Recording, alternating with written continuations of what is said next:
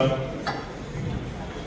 तसा जर बघितलं आनंदाचाही दिवस आहे आणि थोडं दुःखाचाही दिवस होता। आनंद याच्यासाठी आहे का 26 वर्ष सेवा केली, हजारो विद्यार्थी घडवले, ज्ञानाचं काम केलं, निस्वार्थी काम केलं, आपला मुलगा म्हणून असे मुलं घडवले आणि आज ती मुलं सरांच्या नावाने या महाराष्ट्रात एक दरारा निर्माण करतात। असे सर आज सेवानिवृत्त होत आहे, त्यामुळे आम्हाला खूप दुःख होतं। एक आनंद याचा बी आमच्या सहकार्याने एवढं मोठं, जसं राम लक्ष्मण जसे दोन भाऊ आहे तसे हे राम आणि तिथे खाली बसलेले लक्ष्मण असे बघायला थोडे कुटुंब मिळतात। सरांचा स्वभाव आधीच सांगितला, उठवले सरांनी सांगितला, बाकीच्या सगळ्यांना माहित आहे।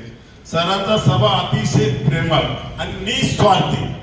हिरे जन्माला येतात पण असा हिरा जन्माला आमच्या एनजीओला येणार नाही सुशील भाई, असं मला नक्कीच या निमित्त तुम्हाला सांगूशी वाटतं। गेल्या 6 वर्षापूर्वी मी विधानसभेला लढलो, त्यावेळेस रात्रंदिवस करणारा एनजीओ मधला हा एक पहिला माणूस आणि त्याच्यामुळे नुसतं नगर जिल्ह्यात नाही, नाशिक जिल्ह्यात सुद्धा मला खूप सहकार्य केलं।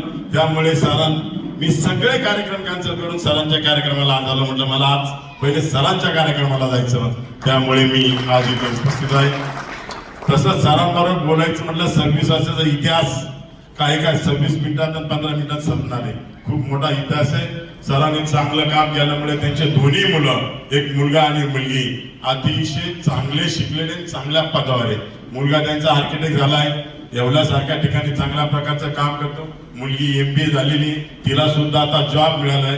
सुखी संसार आणि सुखी असणारं हे कुटुंब, नुसतं त्यांनी स्वतःचं स्वार्थच पाहिलं नाही।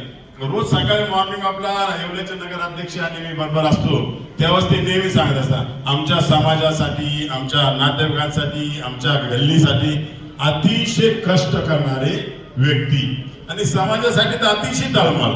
स्वतः त्यांनी सांगितलं काय छोटंसं काही नसताना सुद्धा 83 लाख रुपयाची जागा सरांनी समाजासाठी उपलब्ध करून दिली।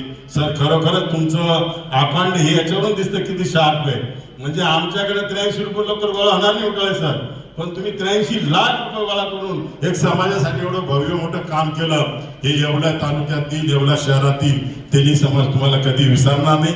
तुमच्या बरोबर असणारे सगळे सहकारी, त्यांना अतिशय दुःख। आमचा सहकारी आज रिटायर झाला, फक्त सर तुम्ही रिटायर झाला हे कागदावर झालाय, मनाने रिटायर झालेला नाही तुम्ही। वहिनीची साथ तुम्हाला भक्कम आहे, त्याच्यामुळे मला तुम्हाला विनंती करायची, आता मस्त वहिनीला थोडंसं फॉरेनला बिरेनला फिरून या, थोडा एन्जॉय करा, मग त्यांना असं वाटेल का 26 वर्षाची सेवा केल्यात आपल्याला कुठंतरी फायदा झालेला आहे।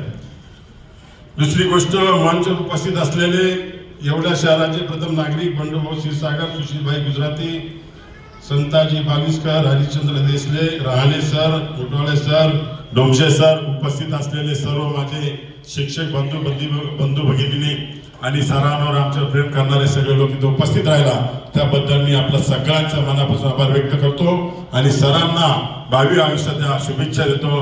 सरांचं आरोग्य सुखी समाधी भरभराटीचं जावं, परमेश्वर त्यांना 101 वर्ष आयुष्य देव।